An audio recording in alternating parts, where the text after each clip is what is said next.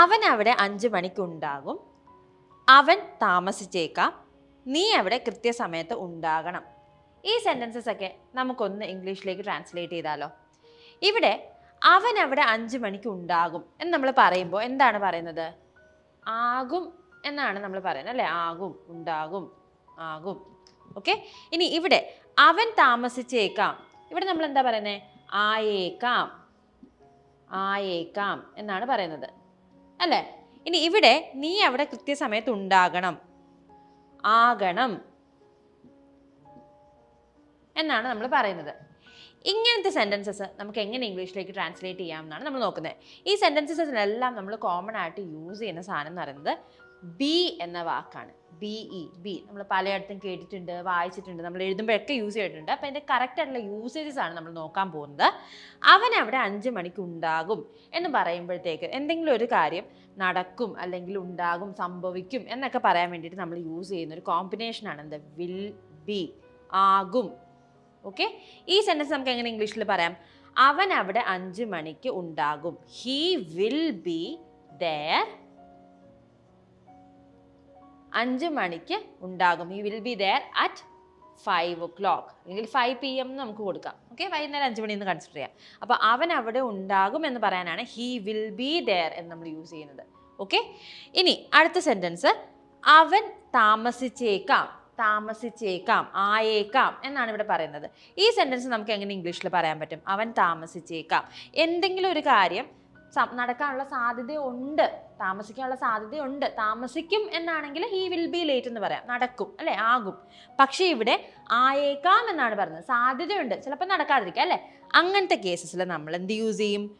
Could be എന്ന combination നമ്മൾ use ചെയ്യും.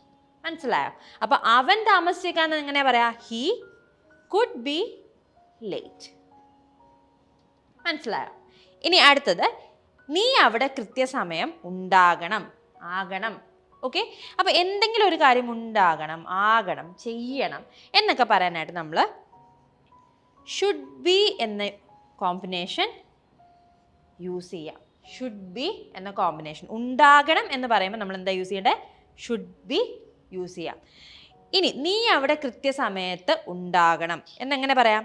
You should be. അവിടെ എന്നുള്ളതിന് ദെയർ. എത്ര മണിക്ക് ഉണ്ടാകണം എന്ന് പറഞ്ഞാൽ കൃത്യസമയം. കൃത്യസമയം നമ്മൾ എങ്ങനെ പറയാ? On time. ഓൺ ടൈം എന്ന് വെച്ചാൽ എന്താ? കൃത്യസമയം എന്നാണ് അർത്ഥം വരുന്നത്. അപ്പോൾ you should be their own time. നീ അവിടെ കൃത്യസമയത്ത് ഉണ്ടാകണം. അപ്പം എന്തെങ്കിലും ഒരു കാര്യം നടക്കാം എന്നൊക്കെ പറയാനായിട്ട് നമ്മൾ വിൽ ബി യൂസ് ചെയ്യും. ഓക്കെ, നടക്കും. അതായത് അവൻ അവിടെ 5 മണിക്ക് ഉണ്ടാകും. He will be there at 5 PM. അല്ലെങ്കിൽ അവൻ അവിടെ 5 മണിക്ക് എത്തും എന്നുള്ളതിന് he will be reaching there at 5 PM എന്ന് നമുക്ക് പറയാം. ഇനി അവൻ താമസിച്ചേക്കാം എന്നെങ്ങനെ ഇംഗ്ലീഷിൽ പറയാൻ പറ്റും? He could be late. അതായത് എന്തെങ്കിലും ഒരു കാര്യം സംഭവിച്ചേക്കാം അല്ലെങ്കിൽ ആയേക്കാം എന്ന് പറയാനായിട്ട് നമ്മൾ കുഡ് ബി ആണ് യൂസ് ചെയ്യുന്നത്. ആ കോമ്പിനേഷനാണ് യൂസ് ചെയ്യുന്നത്.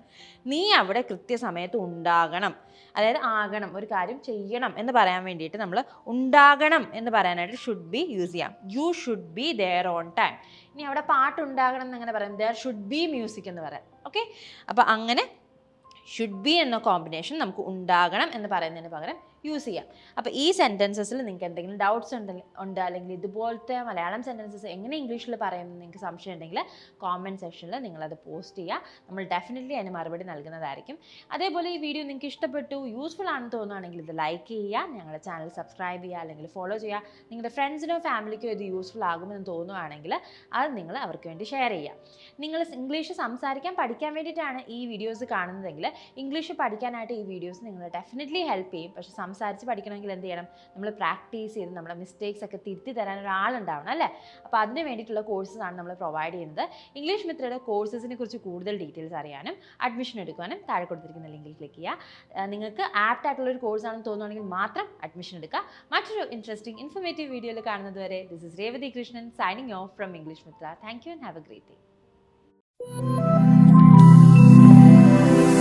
English Mitra. Stop worrying, start learning.